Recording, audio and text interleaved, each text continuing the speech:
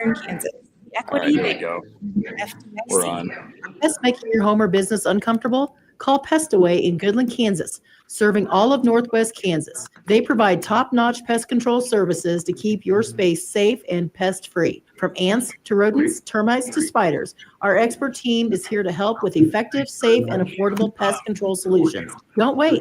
Call Pest Away today at 785-728-7166 for fast, reliable service.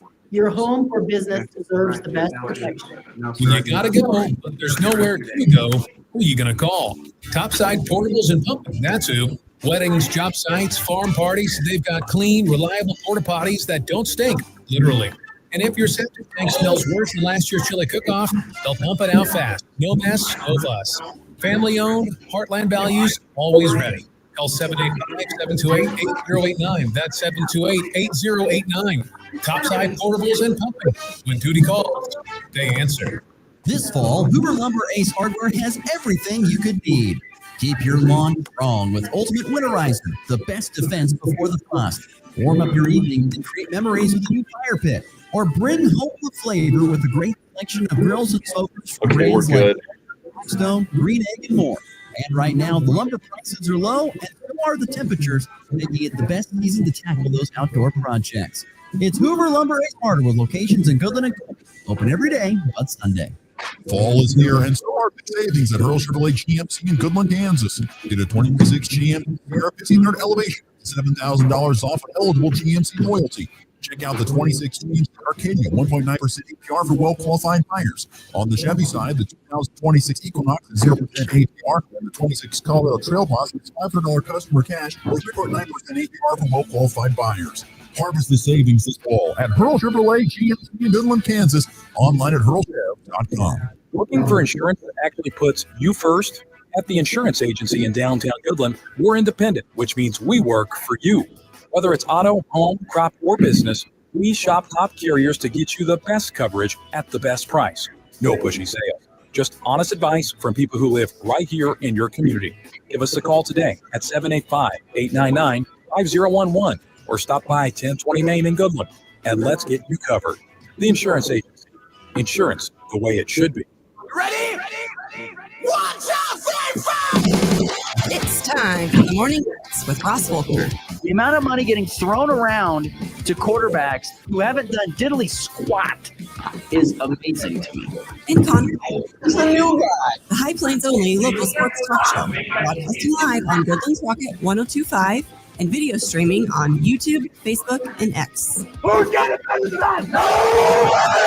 Covering it all from the preps. He's at the 10, the 5, he dives for the end zone, he's in, touchdown, Cowboys! To the pros. Line drive, left field, base hit.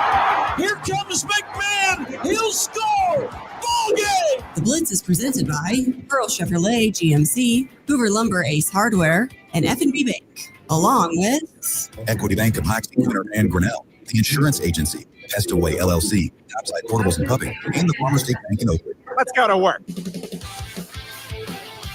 Oh, good pass across the lane from right to left. Haggerty for Griff, and you heard the rattle of the rim there. Kamari McGriff with 4. Caceres ball. Caceres outside left to Hargreaves again. Works to the top of the key. The angle's on him. Hargreaves comes off that pick. Guys down the lane. Scoop shots out there. And the Buffs have taken that lead. Long rebound to Elias Repeater. Back to Oppie. He'll try it again. And got that one. He gets this one off. It's a high, moving kick. Jones is set his back pedals to the 7 on the near side. He gets it to the 10. Down to the 15. Sprints to the 20. Along the numbers to the 30. Outside the 40. And Gillen slows him down for a second. He breaks him on the sideline to the 20. 15, 10, all the way. Touchdown, Marcus Jones. Well, good morning, everybody. We are broadcasting live here this morning from what is Sherman County Gives Match Day here today on a remote broadcast for the Morning Blitz. Ross Volkmer and Connor Schuh, glad to be with you here. 7 o'clock this morning, and well, they'll be doing this till 7 o'clock. We won't be going 7 to 7. No. Could you only imagine that? Oh, my Lord. I think we'd run out of things to talk about. I think we would. Hours. Pretty sure, yeah, 3 hours, not to mention 12. But hope everyone's having a good start to their December 2nd. It's certainly been an eventful one. here getting set up for this remote and having some technical issues as there always are, but we are off and rolling here on this Tuesday morning, and we hope that a lot of people make their way down to the Price Convention Center, which is where we are broadcasting live, anytime between 7 a.m. and 7 p.m. today, and be a part of Sherman County Gibbs Match Day. It's a match day really across all of Northwest Kansas. There's stuff going on in Colby. There's stuff going on in Bird City. There's things happening all over the place, Connor. And it's just a great day for Northwest Kansas where, once again, this is the 10th annual match day. There's other places that have had longer or shorter, but it's a great, great cause, and look forward to being here today. I'll be broadcasting live after the show from here with updates and stuff from people. We got a few people filing in here, lots of great different causes that you can come support. And then, of course, Sherman County Community Foundation will help match that as well. So we got a full day ahead for you here from Sherman County Gibbs Match. And, of course, a full show here on Goodland Talk 1025 as we have, of course, our wonderful edition of the Morning Blitz. And we're also, of course, broadcasting live on the Earl Chevrolet GMC video stream on YouTube, Facebook, and X. And so we appreciate anybody tuning in that you can do so here on this Tuesday. It's first and foremost, otherwise, my goodness, a whole much better day than it was yesterday. Already you feel it. Yeah, I don't mind waking up to 25 rather than 15 and snow all over the car. I think yesterday was the first time I actually had to brush snow off. But today, it's nice and dry, and I do like the snow, of course, but we'll take this. It feels a lot nicer out there. If you haven't been outside yet, it is certainly a lot nicer of a day. 25 degrees.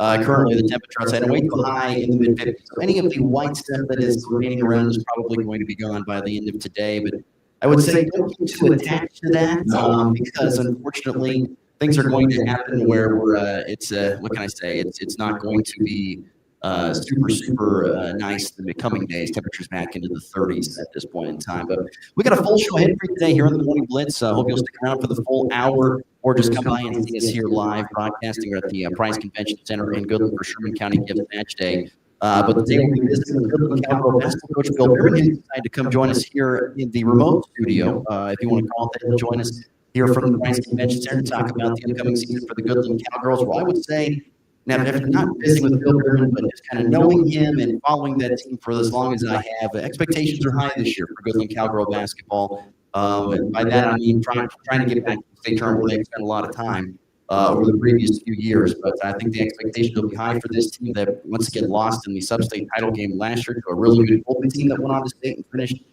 in third place. But then, Goodland returned a lot of their pieces while Colby graduated a lot of their pieces. So we'll visit with Bill Durant about that coming up here in segment 2. Connor's got a great question coming up in segment 3. We're talking about the college football hiring cycle that's been going on. There's been a ton of names that have happened, and we will be discussing who is the best hiring. So I almost want to say who is the most interesting hire of the coaching cycle. I think we could. Yeah, probably good. So we'll try and get that done. And then we'll get some other news in the college football coaching world as well, including some thoughts on the Lane Kiffin situation coming up here in just a little bit. But before all that, I want to quickly just do a quick recap. Last night, K-State and Colorado basketball played. Colorado came from behind and got the win over Cal Baptist. By the way, it was the first loss for Cal Baptist on the season last night. But Colorado came from behind. And just a fun stat here in Colorado. I don't spend a lot of time, but they went 78-70. They moved to 8-0 for the first time since 1949. It has been a while since they have been there. But 1949, the last time that the Colorado Buffaloes were unbeaten this far into the basketball season. But they get the win last night, coming from behind to beat Cal Baptist 78-70, which is a lot better score than what happened last night in Manhattan, where the Wildcats lost at home convincingly 82-66 to Bowling Green. The question is this what is the loss you call that? The epitome of brutality. Yes. Is that what you consider this an epitome of brutality loss? I don't think so, because I think those have to be 5 games. And I don't think those are going to be 5 games. This MAC, I think, is a slight cut above where you're getting 5 games from like Division II teams in very, very low level Division I, I think. So Bowling Green is kind of I think they're a little step above that. I think they're supposed to be good in the MAC this year. So I don't think it's a pretty bad loss for their at-large case for the NCAA tournament, but I don't think it's the end of the world. Well, anyway, 82-66 the loss, a game where K-State trailed by 14 at halftime. The Falcons were white hot in the first half. They hit 9 first half threes and dominated the glass. David Castillo led the Cats with 22 points, while PJ Haggerty goes out there, had 17 points, but continued to really struggle from the field. Did you happen to check in this game? I watched a little bit of it, and there's just some things that stand out to me about this, and I want to dive into this a little bit. But before I do that, I want to play some audio from Coach Tang, and you want to talk about a disappointed man post game. That would have been Jerome Tang following once again the 82-66 loss to Bowling Green, the third loss in a row for the K-State Wildcat basketball team. Very, very disappointed. I want to apologize to our fans. Let me start with the people who outside letting people in the parking lot, right? Freezing out there, snow.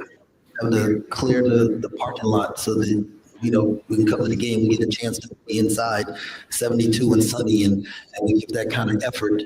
And I know what kind of effort our staff put in preparation for this game, and for us not to have that mentality, that's so disappointing. And I mean, I wouldn't have watched that. I had to stay and watch it. I would have walked out with some of these guys a lot earlier. It's just so disappointing in the effort that was given, and for us to only have 3 assists in the second half. In the first half, it was still like everything was one-on-one, and you just I don't know why I felt so prepared because it didn't look like we was prepared. But yeah, so Jerome Tang very disappointed after that loss last night, and understandably so. Yeah. I mean, I don't know. I honestly don't know what to really say on that whole ordeal. We talk about it's a tough situation to be in right there for Jerome Tang. They've now lost to Nebraska, Indiana, and Bowling Green. They're 5-3. Here's the thing, and I know I think I saw some text messages coming in the EpiBank text line 785-899-2222 if you want to be part of the morning blitz. But love to hear from you this morning. Get your thoughts in. But here's the thing. I think that if you're Jerome Tang, I mean, you are in a spot that is just unfortunately, of course, for K-State, they got duped. I don't mean to say, I don't mean to be mean. I have nothing against anybody there, but they got duped. In what way? They got duped because Jerome Tang comes in, assembles the perfect roster in the first season, and it clicks. Yeah. And it leads to an Elite 8 deal. And what happens after that Elite 8? We got to go. We got to sign Jerome Tang to a longer, more expensive extension, or he's going to leave to go to Arkansas, wherever the heck that they were talking at the time. And ever since that extension, it has gone downhill pretty much the whole time. It has. I don't know if it's his transfer decisions or just the guys that he picked up just were never going to gel, but I think it's too early to, I guess, get worried about this year. But I see what you mean. Like last year was an absolute disaster, and this 3-game losing streak, there's definitely signs where it kind of looks like it's going to be something like last year. You really hope not, because there's still opportunity for growth later in the season and later in the non-conference even. But it's going to be a tough Big 12, so he's going to have to prove a lot if he wants to keep that job. Listener Kyle, of course, coming in with a slew of questions this morning. One of them is about K-State. Do you throw in the towel yet and move on from Jerome Tang, who's really performed at K-State? Well, we're just into that, obviously, right now, Kyle. But yeah, I don't want to say. Here's the thing. College basketball is so hard because every year you're starting over. Yeah. And the thing is, they caught lightning in a bottle that first year. And ever since then, they have not been able to do anything close to that. Catch that kind of line. Now, they've done the things. They've gotten high-priced talent. They've done that. I mean, especially last year, Doug McDaniel and Hawkins. Yeah. And then this year, of course, they got the nation's leading scorer last year and this year, PJ Haggerty. And he's been very good. And they have been good. Here's the thing. It's just when you have a bunch of guys that are, considered the best of the best, it's hard to put them. You need role players. You need guys, and I'm not saying K-State doesn't have those guys. They do. But it takes too much time for this team to gel together. By the time they gel together, they're already in the big hole. And so they have to keep some continuity over the course of each year. The problem is that's so hard. Every coach struggles with it. So it makes you question if Jerome Tang has the chops to continue to do this. I don't know. And then also, I think this year he got a very offensively inclined transfer portal last season. A lot of those guys were your scores are Nate Johnson, they got out of Akron, but you look at it and you look at the performance last night, and it's not what you want. 26% from 3, they shot 55% right, which is, I think that's a losing formula right there. if you can't hit your free throws, if you can't score, even if the team's built to score, you're going to have a lot of trouble because I think we talked about this a little bit later on in the first couple of games. They're to have to outscore teams, and that's just, if it's not working against Bowling Green, you might have some trouble if it's a consistent team. It just looks so offensively when I watch it. It just looks so stagnant. I mean, they just stand around. All right, we're going to wait PJ drive the ball and do something. That is not basketball. I know that's the way a lot of basketball is played, including at the junior college level. But, you need to be able to be moving, cutting. And then there was a big issue with rebounding last night. That was a huge problem. They had some big issues with the rebounding side of things. And so they've got to get that ironed out, too. And that's an effort thing. And that's a problem when you're 8 games in and you're not rebounding the ball. That's an effort thing. It's not like you're tired after 8 games. And that lineup, though, I mean, I'm sure there's some guys who are banged up, but I mean, looking at their starting lineup, at least from last night, there's like no true big man in there. I mean, Rich Shear, Haggerty, Johnson, Castillo, none of those guys are like real deal centers that you're expecting to go out there and grab a bunch of boards. So how are you going to rebound with that group? Yeah, I don't know. They've got a lot of things they got to get figured out. And here's the thing: if you pull up Kansas State's schedule, it is not a cakewalk. And I tell you the truth, they could lose their next game. That's at home or somewhere against Seton Hall. Yep. I'm pulling that up here right now. I think it's home versus Seton Hall. Seton Hall played well now. They have 1 loss. So they put Seton Hall coming up here on, I think that is Saturday or Sunday. That they play home versus Seton Hall. Then they have Mississippi Valley State, which you hope you win that game. That is a true buy game. Then they go on the road to Creighton, which is never easy to play up there. They're having a down year. Yeah. And then South Dakota and UNM on the road. Or you have to open a Big 12 play. BYU and Minnesota, which are both top 10 teams. You're going to be in a huge hole. You're going to be in a big hole, and that's a concern if you're Jerome Pang. And so. Once again, I don't want to be – I don't like to say anything too bad about coaches, but I feel like K-State got duped. They got duped. The first year was so great, and it's been really average to above average at best the rest of the way, and they've been duped, and there's a lot of it. By the way, that crowd last night, I know part of it was the engineering on the microphone side. It was a morgue. It was a morgue. It was a morgue. There was nobody. I mean, there was literally almost nobody there. And second of all, on the crowd mic, which was, I think, an engineering issue, you could barely hear nothing. You could only hear the broadcasters. And that was bad. I thought, like they're doing a remote broadcast. Barely. It was a morgue. It was a morgue. And so, yeah, a tough showing there for Kansas State. That's a brutal deal, and they're going to have to figure that out here. Coming up here in the coming weeks. And like I said, I don't think the schedule is going to allow for that at this point in time. So, but K-State once again losers. Bowling Green 82-66. They have lost 3 in a row now.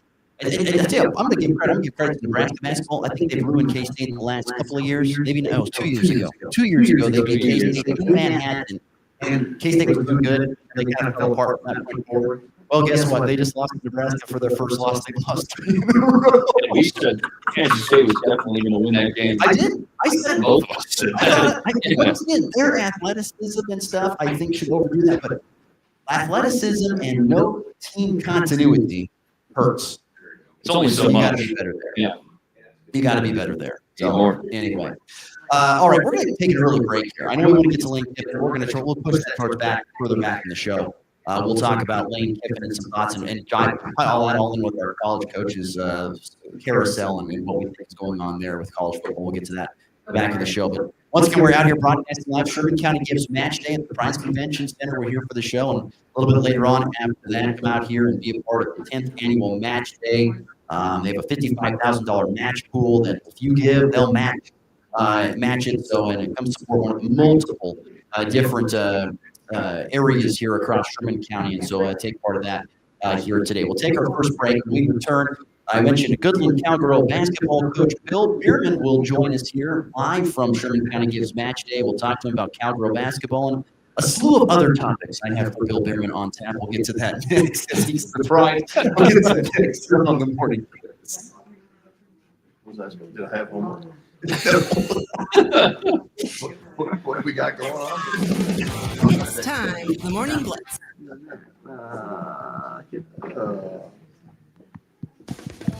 Your business was built right here. So was ours. At FNB Bank, we are not run from some distant city. We are run by neighbors for neighbors. We know what matters to you because it matters to us too. From local decisions to face-to-face service, we are here. Bank local, grow local, stay local.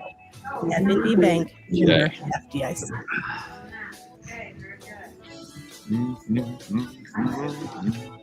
Looking for insurance that actually puts you first? At the insurance agency in downtown Goodland, we're independent, which means we work for you. Whether it's auto, home, crop, or business, we shop top carriers to get you the best coverage at the best price. No pushy sales. Just honest advice for people who live right here in your community. Give us a call today at 785-899-1111. Yeah, I'm Connor, by the way. And let's get Nice to meet you. I've heard you many insurance times. agency. Insurance, the way it should be. It's There you time go. for Local Records with the Anderson Trade Group There on you the go. Kansas Urban Ranch Radio Network. I can't believe you're Cleveland Browns. I can't believe it either, and I've been a fan for. No, I've met one. That's about it. Yeah. On the opposite. Oh. Oh, jeez, that's yes. Not that- Kansas City hardwood winter wheat market was down 5 at 521. AKC wheat was down 4. Now he's blaming the receivers. July KC wheat was down 4 at 535. That's what happens when you sign a 42-year-old quarterback. 47,479. S&P is up 20 points at 6,846. NASDAQ is up 102 points at 25,493. Gold is down 32 points at 4,000. Oh, no. And Yeah, it's oil been there for a while. 58.93 a barrel. Got in the Colorado area, have any grain to market or risk management questions? Lost his fastball. And keep with John Styles at 970-744-4484 or call the Overland Park office. Myself, Tom Saluto, Jared Law, or Tyler Ghosh at 917-748. Thank you. The Anderson Trade Group, proud market partners with Kansas Farm and Ranch Radio. Find out more at andersongrain.com. The risk of loss through trading futures and or options is potential, and each investor and or trader must consider whether this is a suitable investment. Past performance, whether actual or indicated, is not indicative of future results. The Anderson Trade Group has no guarantee that the advice given will result in profitable trades. What's on your to-do list? Check your mail, get groceries, He's too much of a how about legend. getting your annual Do it. vaccine? We can help you check that off. You've got this. Yes, you do, because we've got you. No. Vaccine events and access to We transportation. prove that every single year. Or anymore. You've got it. We've done it almost every year since we came Disability back. Vaccination from Collaborative, getting powered by taken in Baltimore. funded by the U.S. Administration for Community Living through a grant to U.S. Aging. Learn more at I wish I was around for that. usaging.org. LivestockMarket.com offers all the tools you need for a successful production sale. The easy-to-use online platform makes it super easy to take bids from anywhere in the world. Buyers can place pre-bids and real-time bids, browse your sales catalog, and watch your sale broadcast live. LivestockMarket.com is also the ideal platform for private treaty sales and timed online-only auctions. There's no easier way to find buyers for cattle, horses, sheep, and hay. Sell on your terms today with LivestockMarket.com. Kansas E15 fuel is the right choice for every kind of driver. The car that's just two things. has higher octane. For the thrifty driver, E15 is priced lower than regular unleaded. For the nature lover, E15 provides cleaner air. For the shopper who buys local, E15 has more ethanol from our Kansas corn Wakes farm. you up, right? Choose E15 for a higher octane, lower price, and cleaner American fuel. This message from the Kansas Corn Commission. Learn more at kscorn.com. It's the Morning Blitz. We're having a great time, couple of laughs, everything's nice. Weekday mornings from 7 to 8 Mountain, 8 to 9 Central.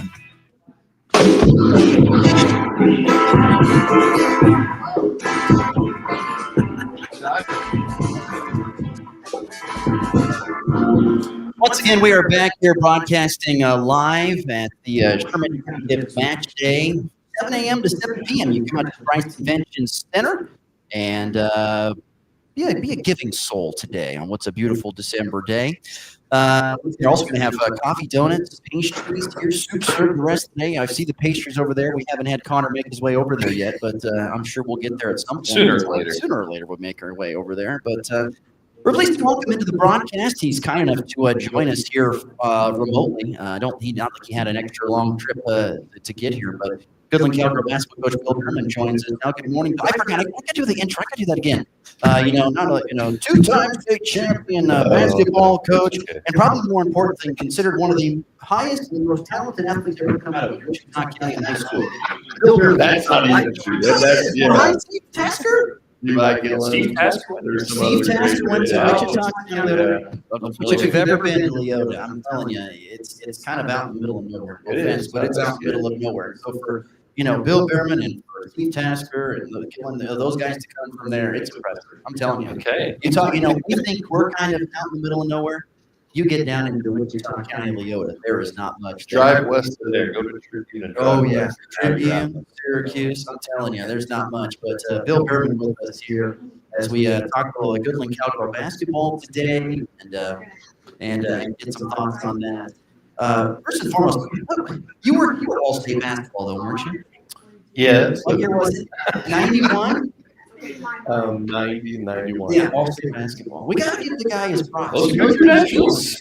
Yeah. He had a great flat top and a great shot. Oh, no. That was very of the time. That was the flat top, was the era that then. Yeah. Bill Berman was Hoosiers before there was. We lived on Hoosiers that year. That was great. But anyway, let's talk. First of all, I got to get to listener Kyle. He had a great question, and I do appreciate it. He goes, Goodland Cowgirl alum Lexa Weeder winning MIAA Player of the Week for the second consecutive. In 3 weeks. She's having unbelievable. What are your thoughts? I know you talked to her. Yeah. She's doing great. She's logging a lot of minutes, and so those back-to-back games that they've had the last couple of times have wore on her a little bit, but she's doing great. Her confidence is where it's at. She's humble.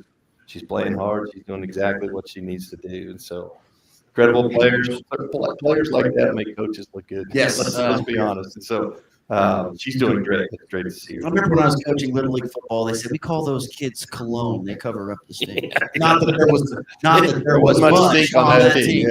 There was not. That was a very talented team, to say the very least. But no, it's been great to see her. I remember we were talking last year, and I said, I think she's going to be MIAA Player of the Year in her tenure. I'd say maybe this year. Yeah, I think we're on that way. She stays put. Probably be back to back. She'll probably go down as one of the all-time Tiger greats. Healthy. Got to stay healthy. You got to have a good team around you. I think she has a good team around her, good pieces around her. So she's certainly carrying the load for them this year in the times I've watched her play. You watch. There'll be big schools coming to talk to her if they want. If they haven't already. KU, Kansas State. I went to the KU game and watched her play. She lit them up. I felt like she was the third best player on the floor. Ooh. Yeah. There's 2 KU players that are really good. Their freshman is really good, and then Samaya is a great player. But I believe she was third best player on that floor that night. So we'll see. Alexa Weeder is a walking bucket. There's no way about it. She is a walking bucket. She is good. Let's talk about this year Cowgirl basketball team. I was saying as we got going here on the show, last year, kind of to an extent, starting over with some pieces that hadn't played a ton of significant minutes, but developed over the course of the year and made it all the way to the sub-state title game, losing to a very, very good Colby team that went on and finished third today. Had a great run there. And now this year, you return the majority of those pieces, minus, of course, a really good role player in Marie Martin and a few other pieces as well. So I'm guessing there's some confidence in that locker room for Goodland Cowgirl basketball this year, based upon the girls, what they think. Yeah, I think the girls, we have some good high expectations this year. The girls are pretty motivated. Certainly getting back to Hutch is a goal we have, and yet we're not going to talk about that much as we just focus on the beginning of the year here, and certainly got things to accomplish here at the beginning of the year. But we bring back some experience. We bring back some hungry players, and some girls who've been in the program for a while and want to prove what they're capable of. So I'm excited about the year. How has the improvement looked from your perspective, from the end of last year through the summer where you guys can get together quite a bit to where you stand now a couple weeks into practice? Yeah, it's been, I could go back to last year and kind of felt like the last month of the year, we kind of finally got some things figured out. We're doing well and playing really good. I was excited to play in the sub-state. It was late today in the second quarter against Colby, a really good team. So I think we built it from there. And this summer they built on that. We did really well this year. We won a couple of tournaments. The girls kind of came together again, figured out roles and pieces there. In the summer, we never really have all of them together. It's like these 3 or 4 can go to this one, we roll up some girls and kind of mix match. But and that last one, we had everybody, and it kind of showed what we're capable of. When you look at your team this year, what is the big strength that stands out to you? I think we got a great balance. You talked about the Lex led us on those teams and stuff like that. This year we have a really good balance. We had that last year. I mean, Libby might lead us one night, Hope might lead us another night. Alex here is capable of leading us more. I mean, any of our starters are capable of that. We bring a new player to the fold this year, Emily Gray, and she'll do great. She's capable. Once we get her up to speed in what we do and how we do it, she can just play and not be thinking so hard like she is right now. So I think our balance on a nightly basis is our shooting. Yeah, I mean, you bring up an interesting point. Not only do you have this great returning core, but then you bring in this great young talented transfer player. Like you said, needs some development and time. And then you also, of course, you've got some, I don't know how much those teams for, but you got some talented freshmen, at least some pretty good athletes as well. Yeah, certainly like David Weibel and some pieces there are capable of challenging them on the varsity. The thing is, this year, the good thing this year is we don't need them this year.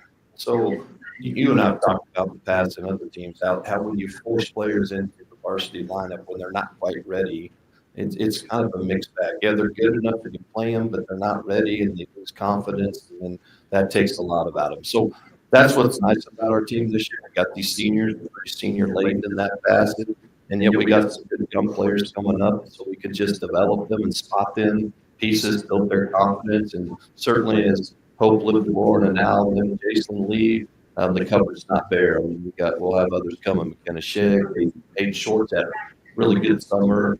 She's doing good here in the fall already. She'll be ready to take over, and so it's a nice mix. And McKenna Shea, let's not forget, she had a huge game at Ellsworth in the second round of the postseason. And that's the thing, if you have a night where, someone gets a little bit of foul trouble, you can dig a little bit into that bench. And like you said, you're probably not going to have a humongous drop-off, which is such a blessing. Yeah, that first state title, you go back to that, we really just played 6 girls that all year. Foul trouble could hit us every now and then. To Lexi got in foul trouble. I remember that. Reminiscing now, right? But in the state tournament game, we were in foul trouble. And Hope was just a little freshman. I looked down at Hope in the second quarter and said, get in there. She was like, well, what's going on? And on the bench, even though she was going to get in that game probably. But this year's a different team. In fact, it might be hard for me to probably get some girls into the game who probably in a way deserve it just with their effort, practice time, I've been in the program. But unless foul trouble or girls get tired, 3-day tournaments will be different too. It'll be tough to get some of them on the floor. Bill Bierman is our guest here, joining us live as we broadcast from Sherman County Gibbs Match Day here on this Tuesday. You mentioned we talked about the team and stuff, and the development. Do you like where you sit here going into what is game 1 on Friday when it comes to practice and how things have gone? I felt really good until we screwed still on Saturday, and then Coach Green wasn't very happy. Might have been a 2-whistle practice yesterday. So I felt good about it, and we kind of sunk up the floor and forgot what our foundation is and just playing hard on Saturday. But, there's been scrimmages in the past I walked away with it, just shook my head at it. So you try not to read too much into that. But other than that, I feel good about where we are. We're certainly experienced. It's not like I'm teaching a bunch of girls new things. And so we're just trying to get back up to speed and understanding how we got to play at the level we have to play. Bill, when you look at the schedule this year, it's a little longer. A few more extra games, and I want to talk about the tournament we'll be heading to over east of Manhattan. I think it's the Flurry on Flush. Is that what they're calling it? I don't know. I'm telling you what it is. I'm not going to lie. It is the weirdest tournament name I've ever heard. I think it's called the Flurry on Flush. Well, Flush is a town. Flush? That's what it says. I swear. I'm going to Flush is a town next to Rock Creek High School. Okay. But the Flurry on Flush, which I guess has to do with snow. Flurry on Flush basketball tournament. I admit I don't get it.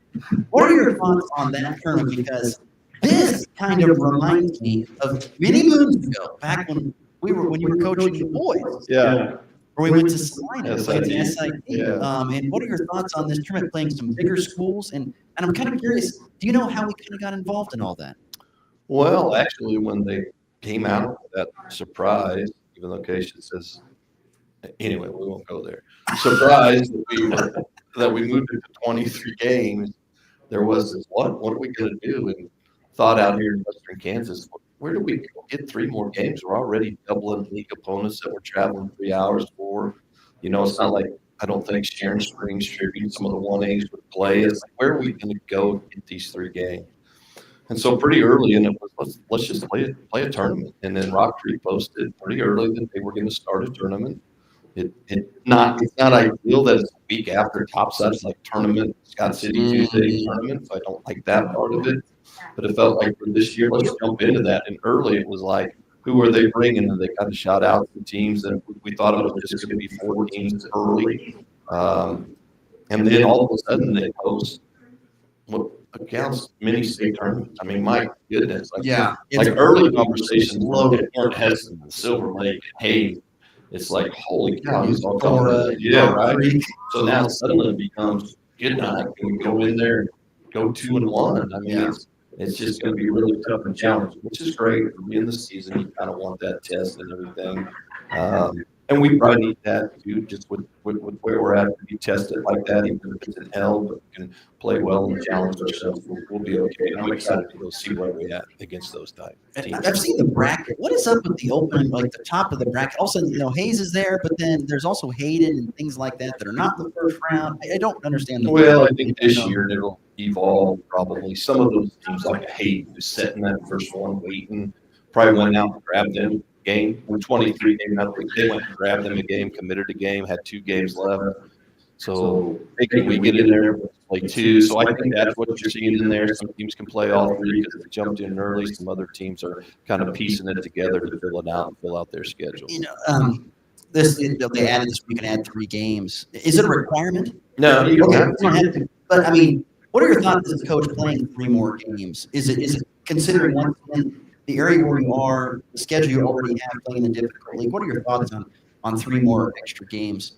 I mean, it's extra basketball, even as a player. I mean, I don't know your thoughts on that. I don't know. I'm indifferent on it. Okay. I wasn't begging for it. I wasn't like somewhere wanting more games. I think it's more of a Wichita, Kansas City, Topeka-driven feel too, because they can just go across town and get games. Obviously, it's more of a challenge here. I'm still a coach who likes practice.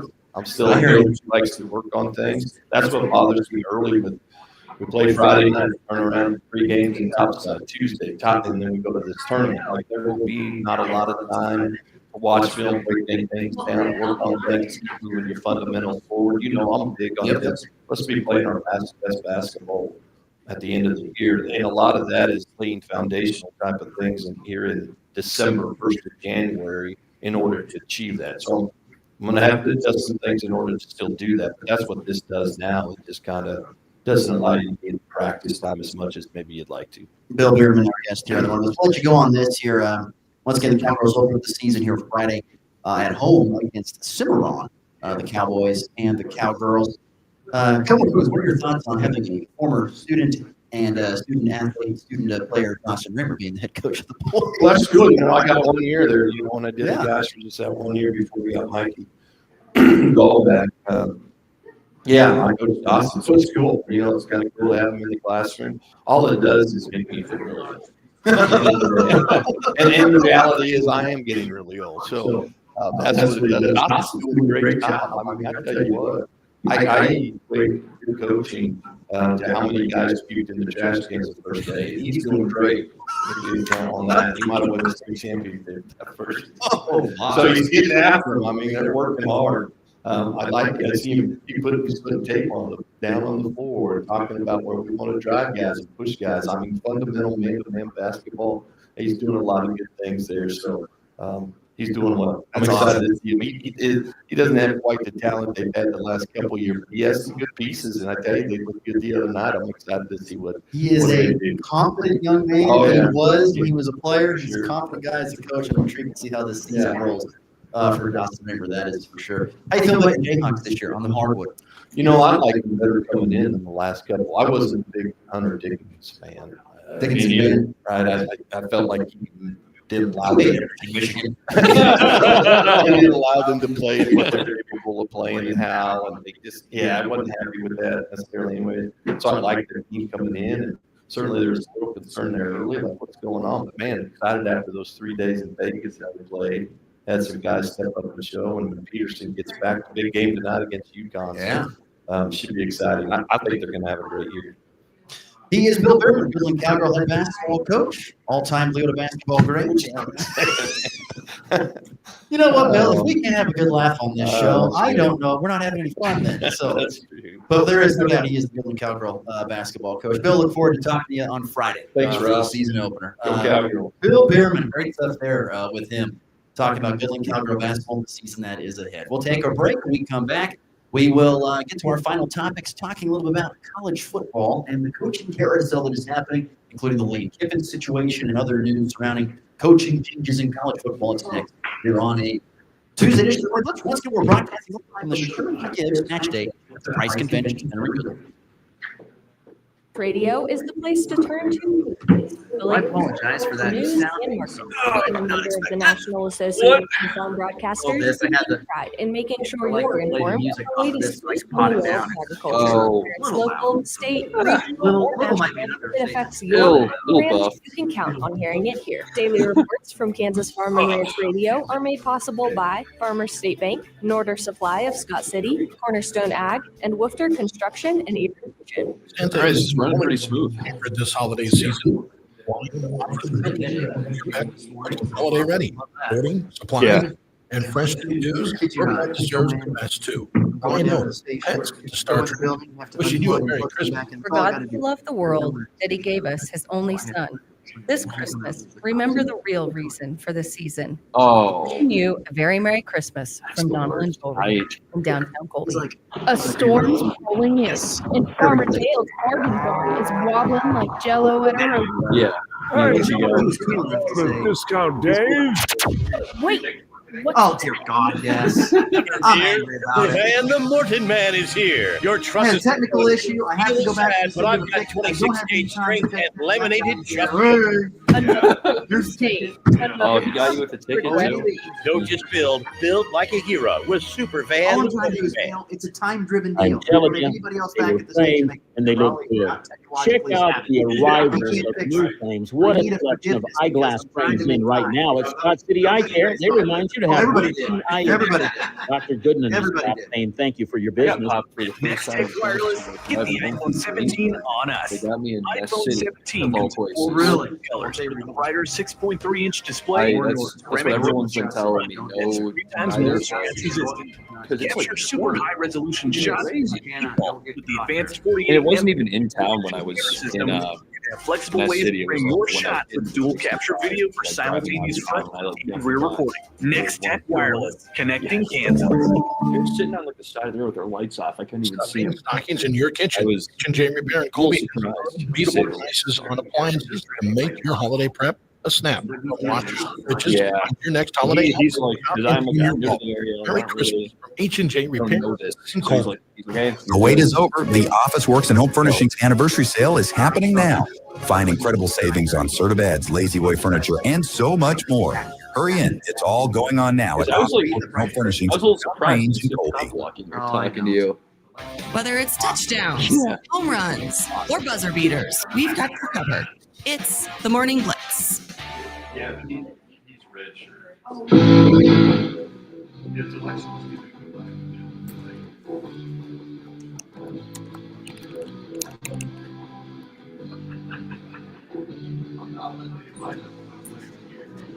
Once again, welcome back to the Price Convention Center here in Goodland as we are broadcasting live for Sherman County Gives Match Day. And Ross Volkmer, Connor Schuh with here for the next 10 minutes or so as we wrap up the show. It's been a fun show. Stressful to get going, obviously, as it always is. I swear, I told you on Monday after the show, I said, we'll see what kind of technical difficulties we have. Because taking the show on the road and doing everything that we do with the video streaming and all that stuff, Something's very, very difficult. And something's going to happen. And of course, we had a failure issue there, but and then that resulted in more headache. But we'll we'll push through. We're here and nonetheless going to get a donut to fix everything and make our day feel better. Donuts and pastries, coffee. Currently, right now, they have soup served throughout the day here at the Price Convention Center in Goodland for Sherman County Gives mentioned. Of course, I'll be here broadcasting more throughout the day. If Connor was hanging around Canada, otherwise he can get back to Colby. But anyway, we got to wrap up our show today. And I'm excited to get into this topic. Connor brought up this question on the rundown, talking about the best hiring or maybe the most interesting stories in the coaching style cycle, and there's been a lot of those. I'm kind of curious, where are you starting off in this when it comes to the college football coaching carousel that's been taking place? And we've had a lot of questions answered here over these last few days. Well, I think the most interesting story is the Lane Kiffin one, unfortunately. I'm going to put a pin in that for now, because I think we both have more to say. More questions on that. That situation. But I think the hiring I like the most is there's a lot of good, group of 5 coaches that got poached here at the end of the season. And you don't really see that. Well, you do see that, but there were a ton of guys who were coming from these American Conference schools who were in the conversation for potentially the actual playoff, but they decided to jump ship. And I think one of my favorites is the heir apparent to Chris Leggett, James Madison, Bob Chesney. He's going to UCLA. Interesting hire. So interesting. He hasn't ever been west of Mississippi. I don't think so. But and so, I mean, no doubt he's a winner. Yeah. He started at real low level stuff and he's won everywhere. I think it's fun though. It's interesting. I'm kind of surprised, and I think it's because they had things kind of in the works for a while. Yeah. You know who would have been a great fit there? Who's that? Jonathan Smith, the coach who was at Michigan State. Yeah, but he's now a West Coast guy. his stock is through the floor. That's the I problem. don't think he got a fair shake. How many coaches can turn? And he got handed the whole Mel Tucker deal. His quarterback got hurt too. He got handed a plate full of poo, is what he got. No one wants to be involved with Michigan State after that. Except for Pat Fitzgerald. Pat Fitzgerald is going to be the next head coach of Michigan State. And to me, that is one of the most interesting hires because I think Patty Fitzgerald, despite having a horrific end to his tenure at Northwestern, I think they won 4 games over his last 3 years. Yeah, they weren't very good. They weren't very good, but I feel like that guy can coach football. So that is one of those hires that truly intrigues me. Something else that stands out about Coach Harrison is the Alex Golish contract at Auburn. I think it's way he's making around $5-6 million a year, but it is so incentivized. If you win this many games, you get this pay bump. If you win this many games, if you make this, if you win the bowl game, I think more contracts in college athletics need to be incentively driven. You're going to make a base of $5 million, $6 million, and that's fine. But if you want to make more money, go win. Go make the playoff. Go make the playoff. Here's an extra $2 million. Get to the SEC championship. There's another $1.5 million. I mean, you can tack. I think more coaches. I think that's the way. If I was an AD, I would be like, it's going to be a contract, and we're going to pay you for your success. We are not going to pay you just to be here and lose us games or whatever. You're going to come here and we'll pay you a fair rate, $5 to $6 million like Colishes, and then after that, we're going to increase your pay if you win. That is what I want. That is what I want to see more of. I just would love to see more of that in all of college athletics. More, incentivized contracts. Make an Elite Eight. Okay, make a Final Four. Win a national title. Here's $5 million. Do that. I think that's the way it needs to go going forward. So is Golish your favorite hire then? No. I mean, you take Lane Kiffin out because that's a world win there for LSU. Let's see. Favorite hire. I run through my mind of other guys that have been announced. I don't love Summerall. I feel like it's the same thing that they did with Billy Napier in Florida. And I think fans think it's the same thing. Golish, I'm not huge on it. The Chesney, I like the Chesney. I'm intrigued because he's so far west compared to where he's been over on the east side. Am I missing anybody? There's John Summerall. Yeah, I talked to Summerall. I was trying to think if there's anybody else. Will Stein is going to go to Kentucky, offensive to Oregon. Ryan Silverfield to Arkansas. Jim Moore to Colorado State. Oh, that's the one. Wow, that's the one. That's really. I'll tell you what, Jim Moore was up in exile in Storrs, Connecticut. And look what he did, Jim Moore Jr. up in Storrs. They had themselves, their quarterback was like beating the nation in touchdown. Joe Figliano, yeah. And interception. He's having a great year. Yeah. I mean, I'm not saying he's going to transfer to Colorado State. Maybe he does. But that was a great get. Colorado State was in on that early. Yeah. Jim Moore, that was, I think, my favorite hire. That was a great hire to get Jim Moore Jr. to come to Colorado State out of UConn, because what he did up there with that program and how bad it was, and he won there. If he can win there, I'm pretty sure he can win there. Because out of like Division I FBS programs, I think UConn has the biggest gap between their football program and their basketball program of any team. And he made them not a football school, but a good. Let's remember that they were trying to raise money by hosting, having people come host their NFL draft, fantasy drafts in the stadium so that they could raise money. Jim Moore has done a lot of stuff. So I think I love that hire. And then behind that, I'm going to say, we had a like Pat Fitzgerald without the restrictions of Northwestern and the academic restrictions. That was more money too, but he's got to work through, all the problems. Well, he already has a reputation, so it's like he's won the Big Ten. He knows how to win the Big Ten. Yeah, that goes a long way. So those two hires are my favorite. What's your favorite? I think I was going to say I really like I mentioned earlier. I like Bob Chesney. I think that might be my favorite. I like Eric Morris, North Texas guy. He went to Oklahoma State. I like that a lot too. Oh, that is the good one. Yeah. I forgot. That is the good one. Yeah. He's right. Let's see. He has developed. What is his quarterback? Drew Messemaker. That dude. Yeah, he's good, but he was so also like quarterback coach for Patrick Mahomes at one point in time. Oh, was he really? I did not know that. If you look up his resume, you'll be surprised on all the quarterbacks that he has had fingerprints on. It's impressive. He is a master quarterback whisperer. Yeah. And maybe he brings Messemaker to Oklahoma State and they just roll. Maybe that's what it is. Yeah, that's a nice hire. Lane Kiffin situations. When you brought this up yesterday, you were mad at Lane. I think you said explain you hate Lane. Here's my question: who is to blame? Is it Lane or is it the era of college football? Because I have a strong opinion on this. I think it's a little bit of both, but I think for Lane, he's made Ole Miss into a bigger brand from a team that was kind of maybe forgotten on the back end of the SEC, especially in terms of football. Like you don't think of them first; you think of course, Alabama and Georgia first, and then a few other teams, and then you get to Ole Miss in terms of SEC teams that at least been around there for a little bit. But he really turned them into a legit program, and they were incredible last year. And they were a team that probably had an outside shot of winning the national championship. They were losing the playoffs, so I think he owes it to that program to be like, hey, we have a chance to do something big. Let me stick around. I built this. I should go and see it through and see if we can win a national championship. And he's not even trying. He's like, let me go to LSU, who sucked this year, and they may have a bigger budget and it may be a better situation in terms of that. But now you're just jumping ship, and it's not like you have any morals anyway. But he's jumping ship to do that because he's done the same thing. Like when he jumped ship, he was going to jump ship from FAU. It's not like he was going to stick around there for a while, but he's had messy breakups with teams like this before, and it's not a surprise, Yeah. Jared says he's jumped from so many schools. Yeah. LSU overpaid. Honestly, what has he ever really done? He's not doing anything special at LSU. No kid is only bound to go play for Lane Kiffin. That's all from Jared on the Epic text line 785-899-2222. First of all, I don't blame Lane one bit. I don't blame him. It's the era of college football that you can blame. Because the team isn't going to be loyal to him. It's the era of college football. Because what are you supposed to do?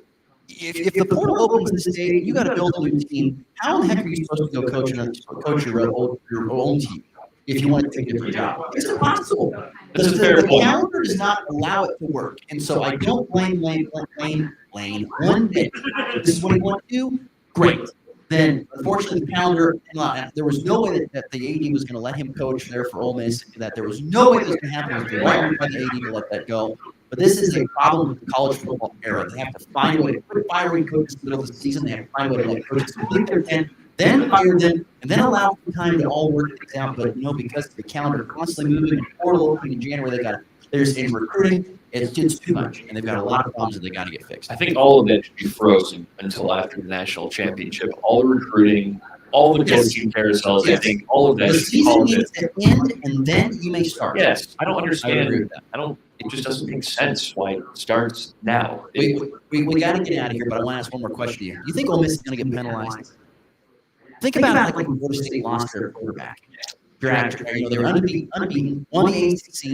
Missed the playoff. Yeah, I know what you're saying. One of my buddies actually asked me that the other day, or a couple of us, and we're all like, absolutely not. And then I thought about it, maybe, but I think he's out of the field.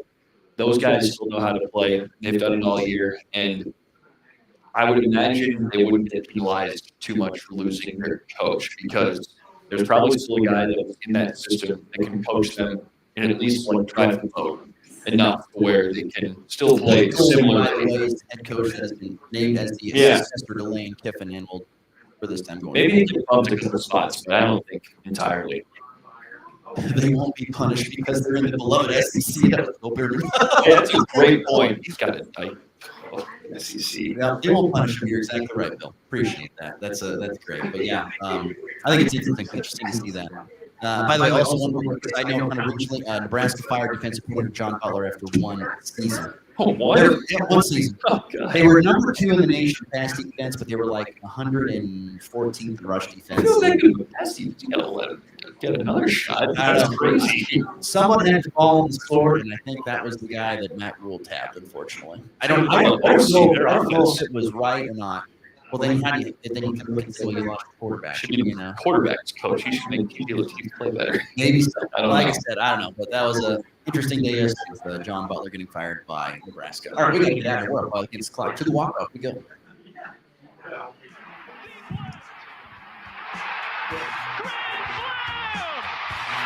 And back lifts his ball high, deep to right. How about a walk-off Gray? Thomas to the 10. It's there! Hardman! Jackpot! Kansas City! Well, tonight, Kansas basketball is back in action. We mentioned it with Bill Bierman, but 5th-ranked UConn at Allen Fieldhouse, 8 Central, 7 Mountain Time on Flower Country 97.9. You can watch it on ESPN2. Listener Kyle had a question early on. He says, have you guys changed your thoughts on KU basketball yet about their defensive efforts after a 3-0 in the Players era in Vegas? I don't know. I don't know if I've changed my mind on it yet. They're a little better. They're good.